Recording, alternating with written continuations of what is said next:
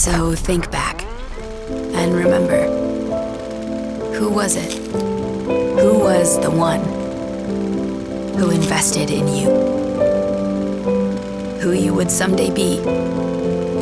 The person who saw you for who you truly were, what you were capable of, who loved you beyond measure and powerfully contributed to your lifetime of success, who caught your attention, raised your eyes to something more, who helped you catch sight of a world, a wonderful, inspiring, exciting world, forever changing the course of your life. Who was it? The one who truly believed in you. Yet so many young people in this community face a future devoid of promise, living lives they didn't choose, surrounded by circumstances beyond their control, impacted by trauma, poverty, enduring tremendous pain, facing challenges many of us can't even imagine. Wards of the state, foster kids, homeless kids, kids bearing witness to crippling addiction, substance abuse, violence, pain. Abandoned by families who should have loved them for who they were instead of judging them for who they thought they should be. Preyed upon by predators seeking support wherever they can. Pregnant, terrified of the challenges brought by a child they feel unprepared to care for. So young, so fragile. Told again and again and again that they're worthless, broken, a burden, unwanted, alone. Until that day when someone steps into their life and lifts their eyes to something more, truly believing in them, believing this child is worth the effort, believing they are capable of so much more, believing they fully deserve love, effort, support, telling them they are safe, they are loved, that they have a voice, that they matter. This belief in each child becomes a glimmer, a spark, the crackle of a freshly struck flame, where they catch sight of a world, a wonderful, inspiring, exciting world now fully available to them. As time goes on, the thick walls of anger and despair begin to crack.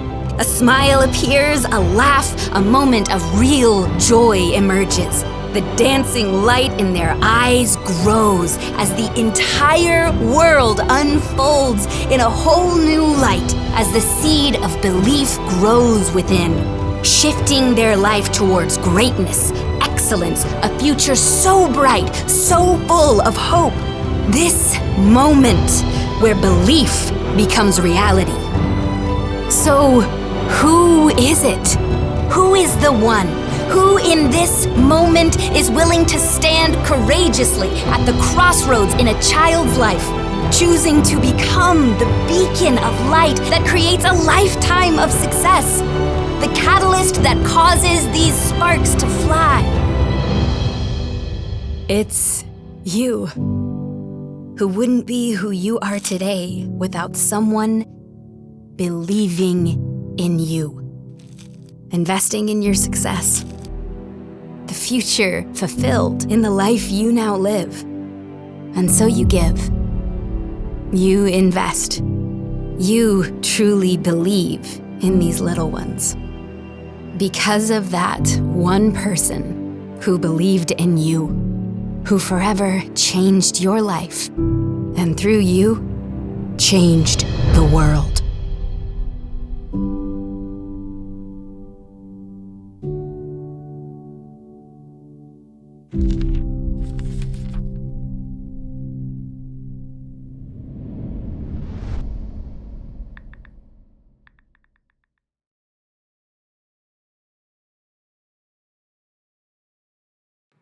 Hello, and thanks for joining our Place to Call Home event this evening. My name is Julie Wokulik, and I'd like to welcome you tonight. To start out, I'd like to thank our corporate sponsor, First Interstate Bank. Thank you so much for your generosity and for helping to make tonight a success. Before we get busy building our gingerbread houses, I'd like to take a moment to build some awareness around a problem we have in Spokane. There are a significant number of young teen expecting moms or young moms who have found themselves without a safe place to call home. One of the main problems around this is that these young girls have not developed the life skills that they need to care for their child. That's where Alexandria's House, Aston Bleck Apartments, Transitions, and TLC come in to provide resources and help get these girls back on track and help them to develop the self-confidence they need to become successful moms and successful women.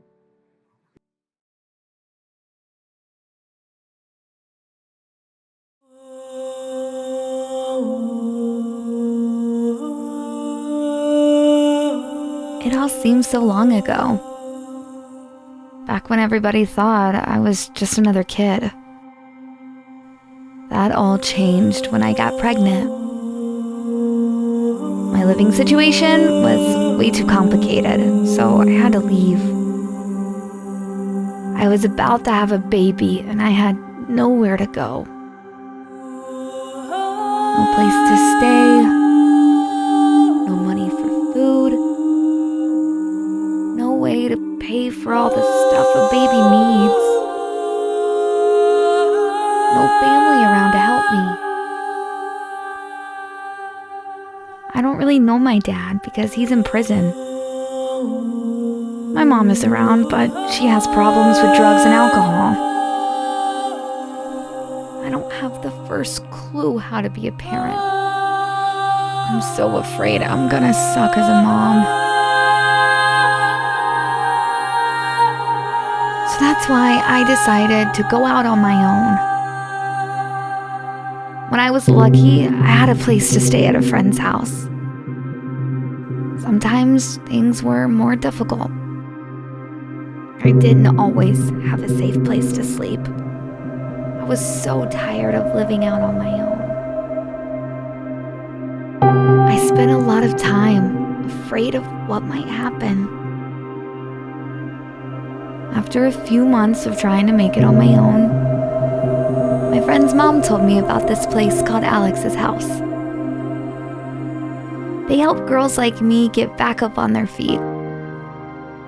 I had to face my fears, swallow my pride, and accept help. Not just for me, but for my baby. I was super nervous at first, but that changed pretty fast. The people there were so nice. They helped me get my papers together and I got to move in. The first day it felt so good just to take a shower, do my hair, and put on some clean clothes. It was the first time I felt safe in months. I finally had a place to call home. Alex's house is full of love and people who understand me. The girls here are amazing, and we have a lot in common. I don't feel so ashamed and depressed when I hear about what some of the other girls have been through. I feel lucky. We are all learning how to be good moms, changing diapers, doing chores around the house, learning how to cook and handle money, and going back to school. Some girls have already had their babies, have decent jobs, they've worked their way to getting their own apartment, and are building a new life for themselves. Seeing the other girls succeed has helped me to believe in myself. Coming to Alex's house wasn't easy, but it helped me realize it's not just about me. It's about me and my kid. I'm back in school now, and I plan to graduate and get a job after the baby is born. I want to move to TLC or Aston Bleck Apartments too. Once I get a job, I'm going to take my baby to EduCare while I'm at work.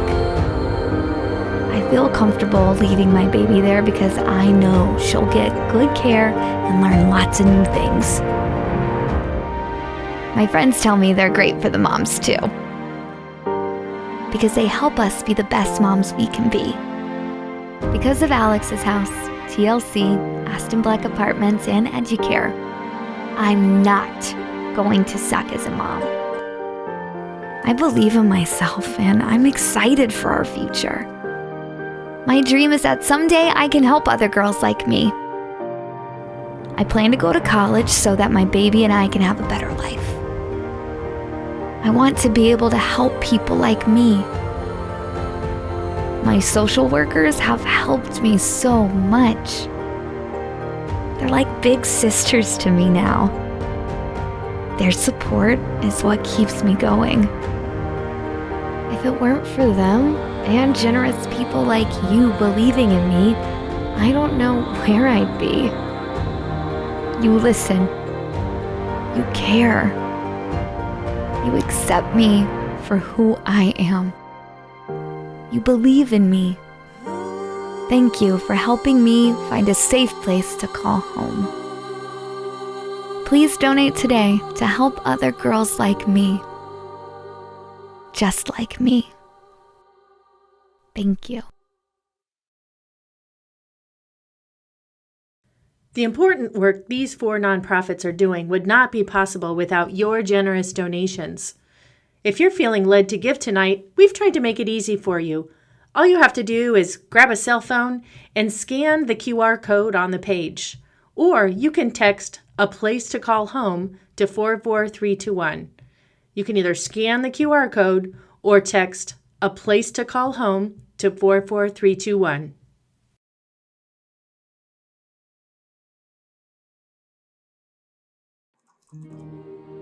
I'm excited to introduce our next guest, Ricky Webster, owner of Rind and Wheat, and our own local celebrity chef from the Food Network and the Hallmark Channel. So grab your gingerbread house kits, let's get started. Hello, I'm Ricky Webster, and we're here to represent Volunteers of America and Transitions. We're going to be decorating a little bit of a gingerbread house tonight, and you should have that little kit so that you can decorate along.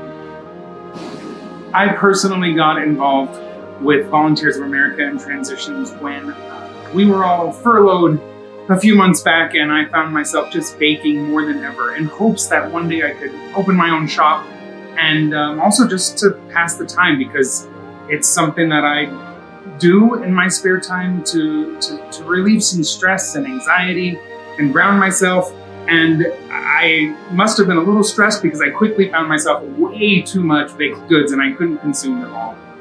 So I reached out to see if there was somewhere where I could personally donate those items, that they would go to a good home.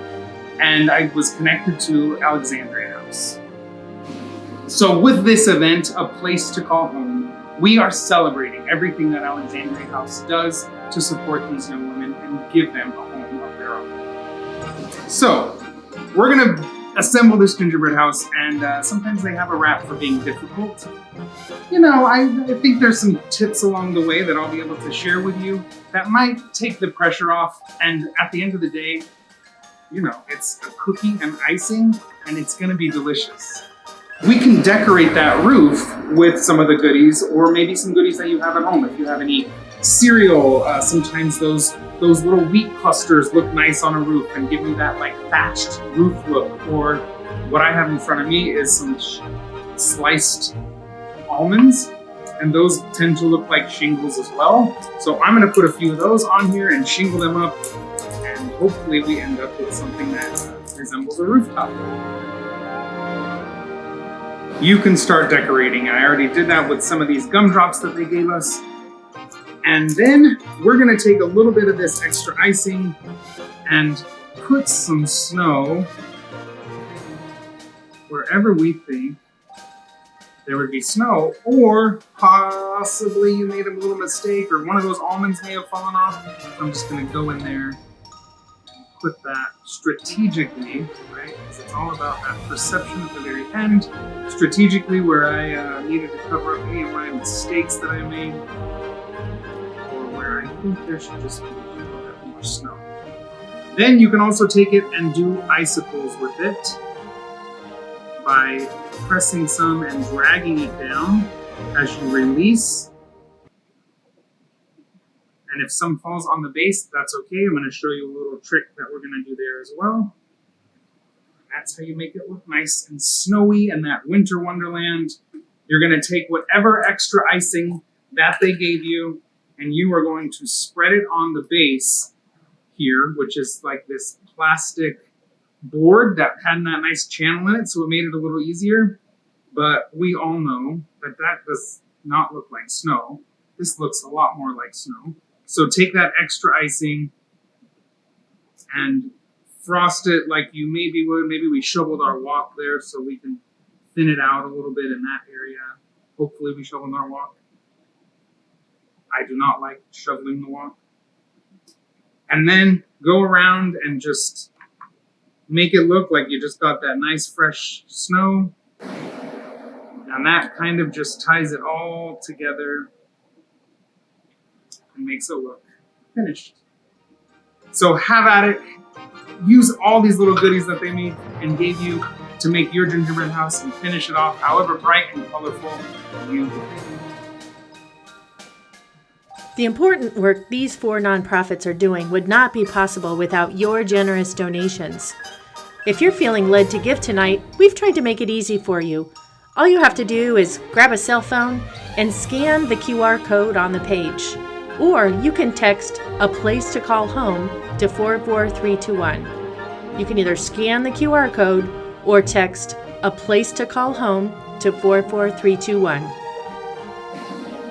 All right, well, I still have a little bit of decorating to do, but I'm happy and it's standing up, and that's the main goal. But as I do that, you guys go off and have fun decorating your own gingerbread house kit.